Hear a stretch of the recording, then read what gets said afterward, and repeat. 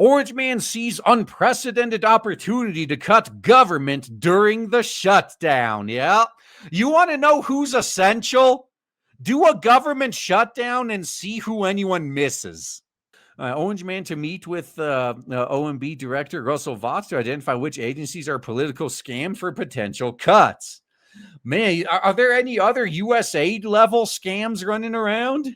President Orange Man said Thursday that he's working to determine which Democrat agencies will face cuts after Democrats and Republicans failed to reach an agreement on government funding package. Orange Man posted on his Truth Social platform that he was meeting with Russell Vought, director of the U.S. Office of Management and Budget, later Thursday to discuss which agencies are a political scam. The president said he wanted Vought to recommend which agencies should face cuts and whether those cuts should be temporary or permanent.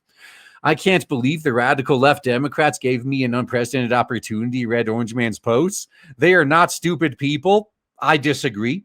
So maybe this is their way of wanting to quietly and quickly make America great again. Now, I'm sure that's true for some of them, because it's not like every Democrat is a far left extremist.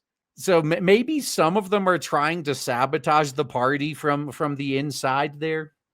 The federal government entered a partial shutdown Wednesday after midnight, after the midnight funding deadline passed, with Democrats and Republicans failing to agree on a funding bill.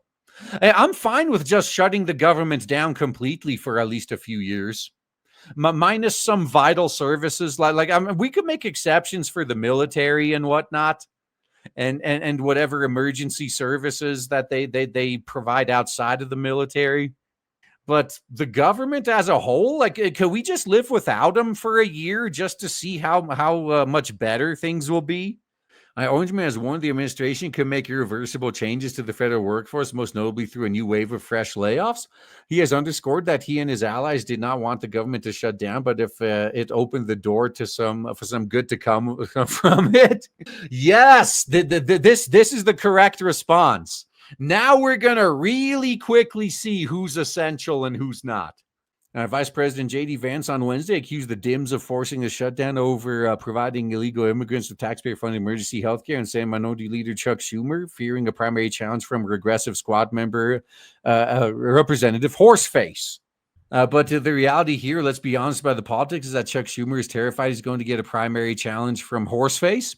Vance said the reason why the American People's Government is shut down is because Chuck Schumer is listening to the far-left radicals of his own party because he's terrified of a primary challenge.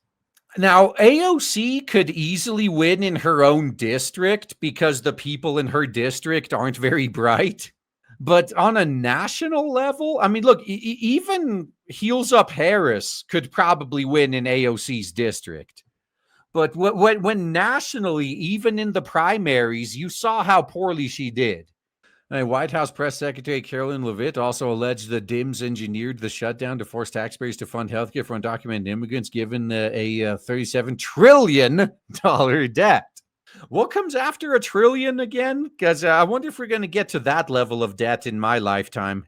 And to put this into perspective, the Dems refused to keep the government open over healthcare to illegal aliens and not jeopardize critical healthcare programs for American citizens.